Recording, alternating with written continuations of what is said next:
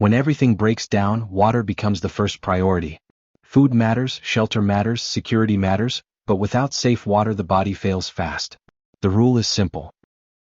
Store clean water first, find water second, filter it third, disinfect it before drinking, and never trust clear water just because it looks clean. The safest emergency approach is layered protection. Let dirty water settle. Filter it through cloth, sand, charcoal, or a biosand filter.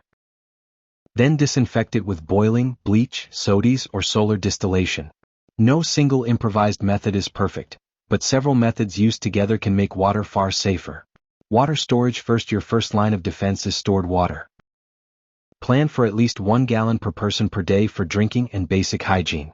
For 3 people, 30 days requires at least 90 gallons. More is better, especially in hot climates, during illness, or when cooking dry foods like rice, beans, oats, or pasta. Store water in clean food-grade containers with tight lids. Keep it out of sunlight and away from fuel, pesticides, cleaners, paint, and chemicals. Mark each container with the date. Rotate stored water regularly. If you must reuse containers, wash them with soap, rinse well, then sanitize them before filling. Step 1. Find the cleanest source possible. After stored water runs low, start with the cleanest source available. Rainwater, sealed water heater tanks, toilet tank water that has no chemical cleaners, melted ice, and clear flowing streams are usually better starting points than ponds, ditches, floodwater, or standing puddles. Avoid water near factories, farms, fuel spills, dead animals, sewage, chemical runoff, flood zones, or unknown industrial areas. Filtering and bleach can reduce germs, but they do not reliably remove many chemicals, fuels, heavy metals, or radioactive contamination. The CDC warns that if water contains harmful chemicals or radioactive material, disinfectant alone will not make it safe. Step 2. Let dirty water settle. If water is cloudy, muddy, or full of debris, pour it into a clean container and let it sit undisturbed. Heavy particles will settle to the bottom. Carefully pour the clearer water from the top into another clean container. After settling, strain it through clean cloth, a coffee filter, paper towels, or a bandana. This does not make it safe by itself, but it removes debris and helps every later treatment work better. Step 3. Build a simple bottle filter. Use a clean 2-liter bottle with the bottom cut off. Turn it upside down so the neck becomes the exit point. Pack clean cloth, cotton, or a coffee filter tightly into the neck. Add crushed activated charcoal or clean hardwood charcoal above that. Add several inches of clean sand. Add gravel or small rinsed pebbles on top. Pour dirty water slowly through the top and collect it in a clean container. Discard the first few batches because they may contain charcoal dust or loose sediment. This filter improves clarity, taste, and odor, but it does not guarantee safe drinking water. Always disinfect the filtered water afterward. Step 4. Use activated charcoal correctly. Activated charcoal is useful because it traps many odors, bad tastes, chlorine, some pesticides, and some organic chemicals. It is not a standalone purifier. It does not reliably kill bacteria, viruses, parasites, or all dangerous contaminants. Use commercial activated charcoal if possible. Aquarium grade or water filter grade charcoal stores well if kept dry. In survival conditions, crushed hardwood charcoal from a fire can help, but avoid treated wood, painted wood, plywood, pressure-treated lumber, charcoal briquettes with additives, or anything exposed to chemicals. To use charcoal as a batch treatment, add 1 to 2 tablespoons of powdered activated charcoal per gallon of water, stir well, let it sit for 30 to 60 minutes, then filter the charcoal out through cloth, coffee filters, sand, or gravel. Disinfect the water afterward. Step 5. Disinfect with bleach. When boiling is not possible, use only plain, unscented household bleach with 5% to 9% sodium hypochlorite. Do not use scented bleach, splashless bleach, color-safe bleach, thickened bleach, or cleaners with added fragrances or detergents.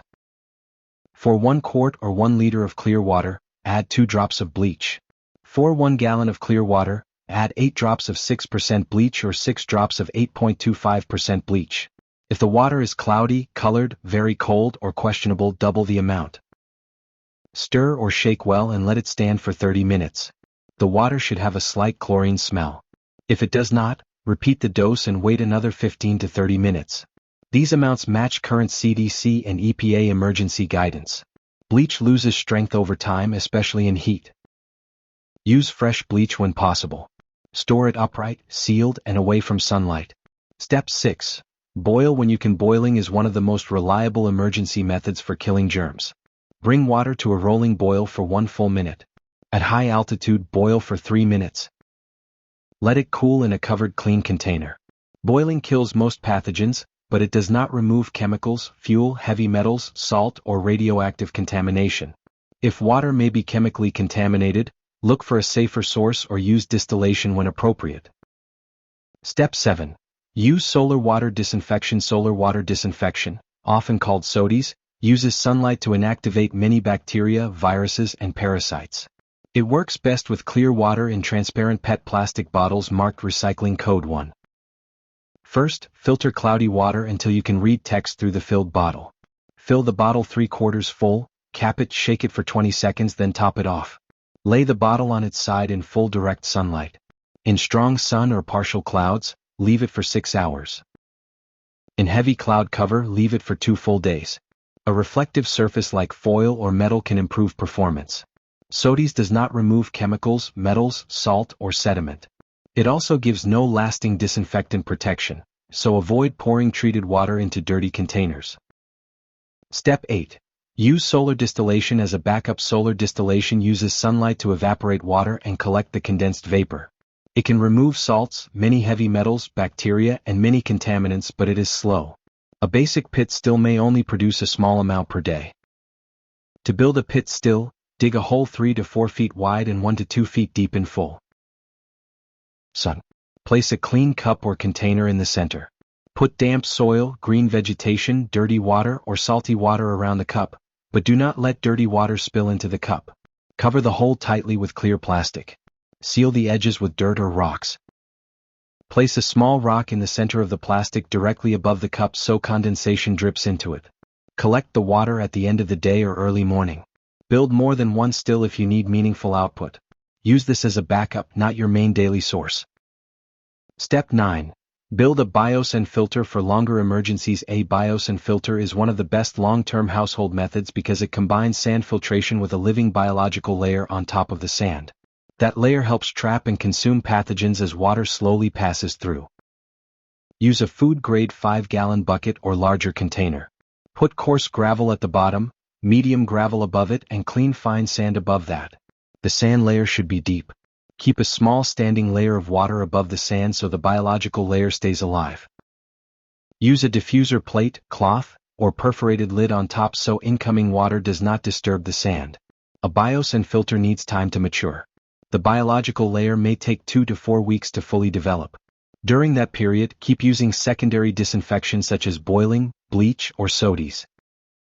Even after it matures, disinfecting afterward is still the safest plan because BIOS and filters are less reliable against viruses and dissolved chemicals. Step 10. Scale up carefully for a family or small group. Multiple small filters are often better than one large experimental filter. 2 or 3 bucket filters in parallel provide redundancy.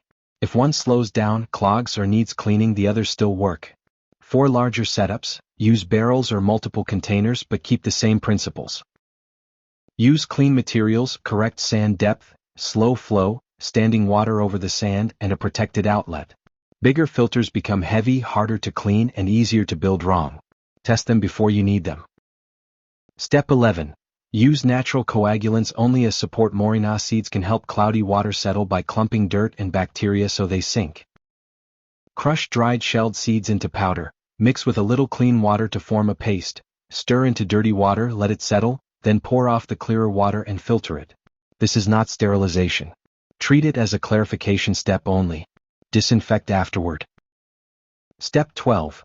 Protect clean water from recontamination. Many people purify water correctly, then contaminate it again with dirty hands, dirty cups, dirty lids, or dirty storage containers. Keep treated water in clean covered containers. Pour water out instead of dipping hands or cups into it. Mark containers clearly as dirty water, filtered water, or treated drinking water. Keep one container only for untreated water and another only for clean drinking water. Do not mix them. The SHTF water order of operations: use stored water first. When that runs low, collect the cleanest water source available. Let dirty water settle. Strain it through cloth. Run it through a sand and charcoal filter if possible. Disinfect it with boiling, bleach, sodies, or distillation. Store it in clean sealed containers. In a true crisis, the safest mindset is simple. Filter first. Disinfect second. Protect it third. Never trust one method when your life depends on the result.